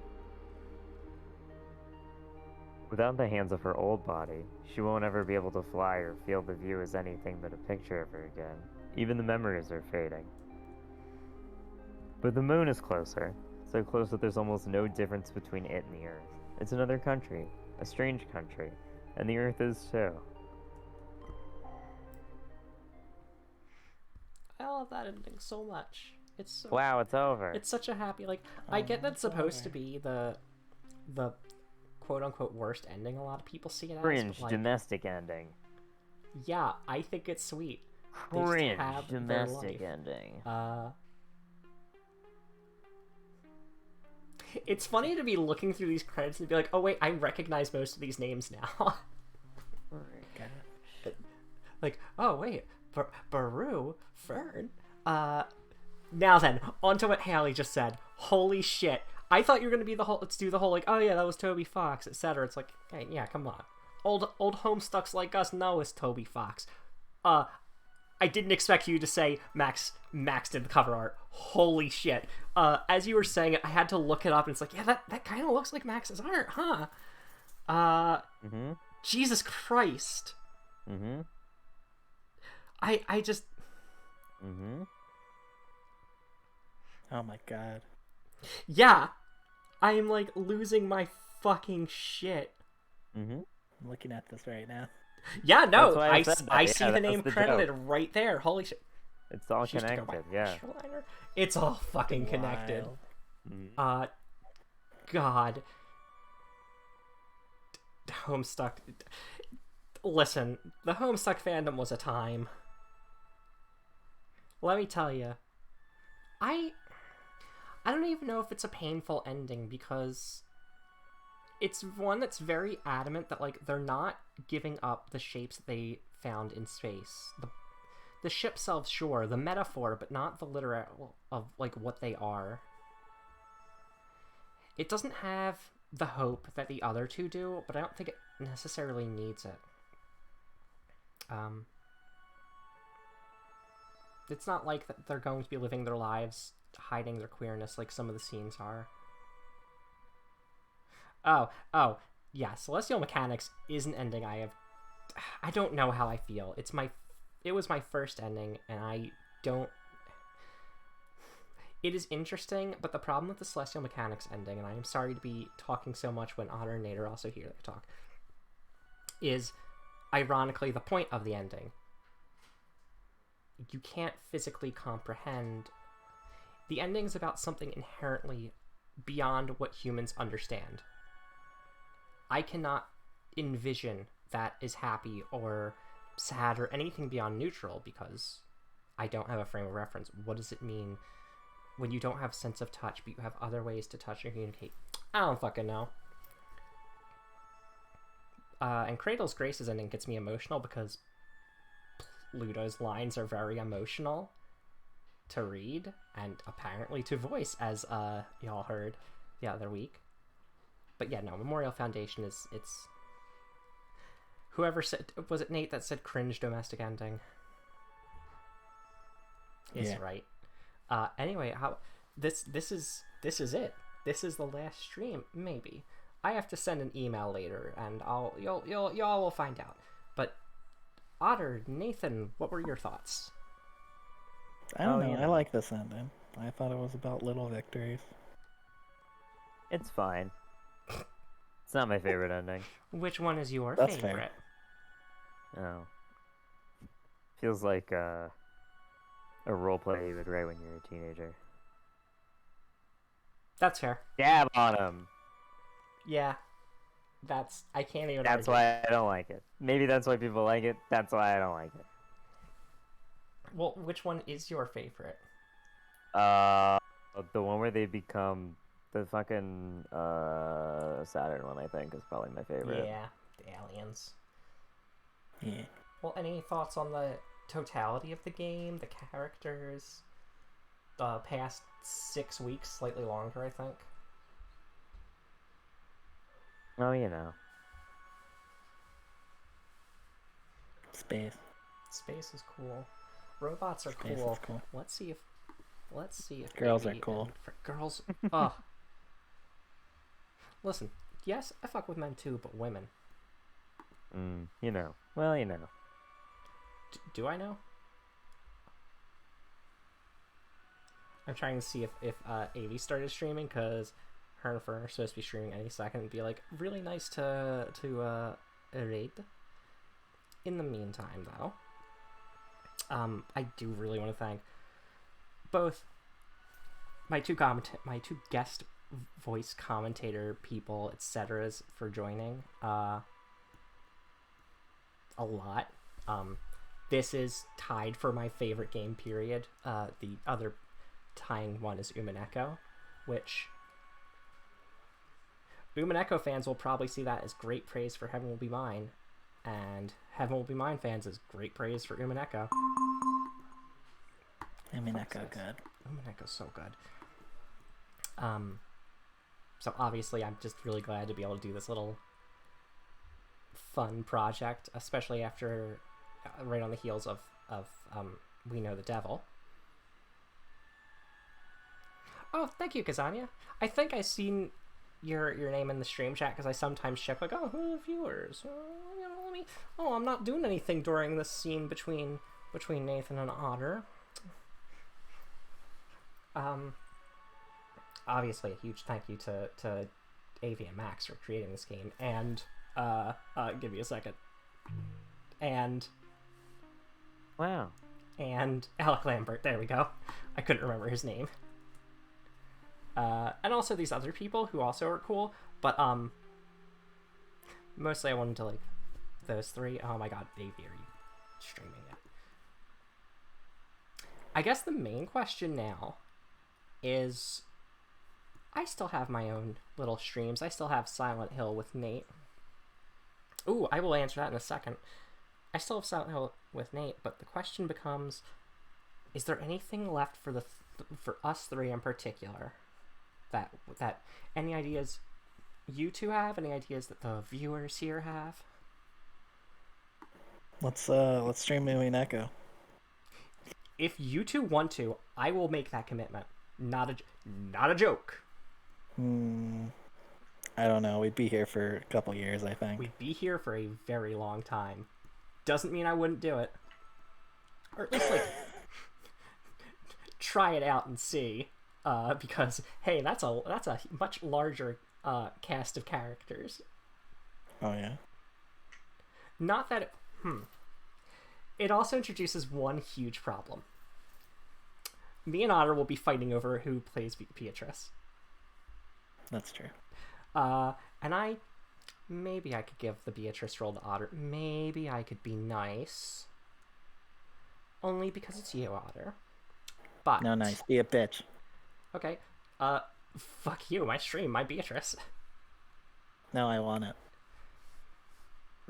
Anyway. Thoughts and differences between Me, the Devil, and Heaven Will Be Mine.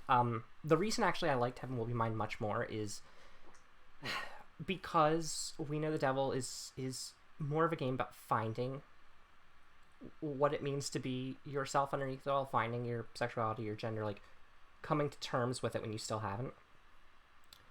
And like, it's good. It's great. It has that. It has this cool religious repression undertone going on. But I didn't have that sort of religious background in that way. I'm almost 30. I know my sexuality and gender fairly well. I'm sure there will be some details here and there that change in the ways things do over time. Who knows? But then you get to Heaven Will Be Mine, which is like, these people know who they are. They know what they're into. They know what they're about. They know what their shapes are. And it's about merging that with, or meshing that with what the world wants. With how do you move forward with those shapes in a existence that wants to hammer you back into something else. So it resonates a lot stronger with me. Also, I really like mech stuff. I literally have an Evangelion tattoo. Subtle, but, you know. So, I do have, like, a lot of things I'm curious about with the games, especially in Heaven Will Be Mine specifically, stuff like, hey, when writing out, in a game set in space, you have characters whose names are lunar bodies, and there are times where that is used very nicely, the Luna-Terra Earth Moon stuff, and times where it's just a little, I wonder if it was as thought out, or if there was, like, worry of confusion, the Mars Ares stuff, like, what? Anyway, how about y'all? Your thoughts on differences between the devil, heaven? I mean, I really liked We Know the Devil because I read that, like, a while back. And, you know, that was really my first experience with, like, Ares writing. It did really strike me. And obviously the characters in that are very good. But I do appreciate Heaven Will Be Mine, and doing this was very fun in a lot of ways. And I think there's a lot of interesting characters in here. A little bit more digging, I feel like, to find specific bits about specific characters. It's not told as straightforward as We Know the Devil, but I don't necessarily think that's a knock against this game. It's just this game is much bigger, so that makes sense. But yeah, I think it's a good game. Nathan? What?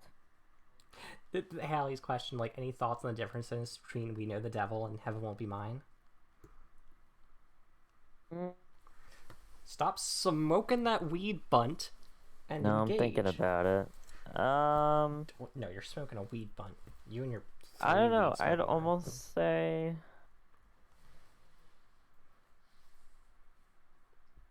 I don't know that I prefer... We Know the Devil. I don't know. I almost prefer the more sort of concrete rating than some of the stuff here.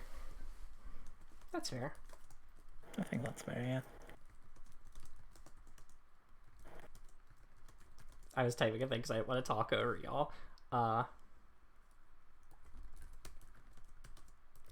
Yeah, you know. Luna-Terra's weed smoking GFs. Pluto, Exactly. Saturn, Mars, Halimede, maybe Europa, that one person Luna-Terra snapped at who was definitely going to make out with her later. I actually think canonically Luna-Terra has made out with almost the entirety of the pilot program, I want to say. Avi still hasn't started streaming. I'm gonna kill her. I just want to... I want to raid, but also I want to keep going because, like, this is such a big deal. Yeah, we can just chill for a minute. Just chill. Ooh. Hang out in space. Hang out in space where we belong in our shapes together, free. So it's funny you mentioned the Umaneko thing because I had joked to myself, like, how do I want to close out this? Maybe I'll make a joke about Burn and Lambda Delta's... says she's not. Burn and Lambda Delta's, what's it called? Closing words, hey, maybe we'll meet again when something else cries. But then I didn't want people to actually think that, like, we were sincerely doing Umaneko. Again, we could talk about this off mic. If that's a thing people ask for, yeah, I'll do it. Not a joke. if people ask for something, if it's not terrible, and if my laptop doesn't have trouble with it, I will stream just about anything. Like, what do people want to see? Yeah, I just saw that she's streaming Koji. Closing thoughts. I love this game. I'm hoping there will be a coda to this stream soon. If there might not be. If there's not, you won't hear any more on it. If there is, boy.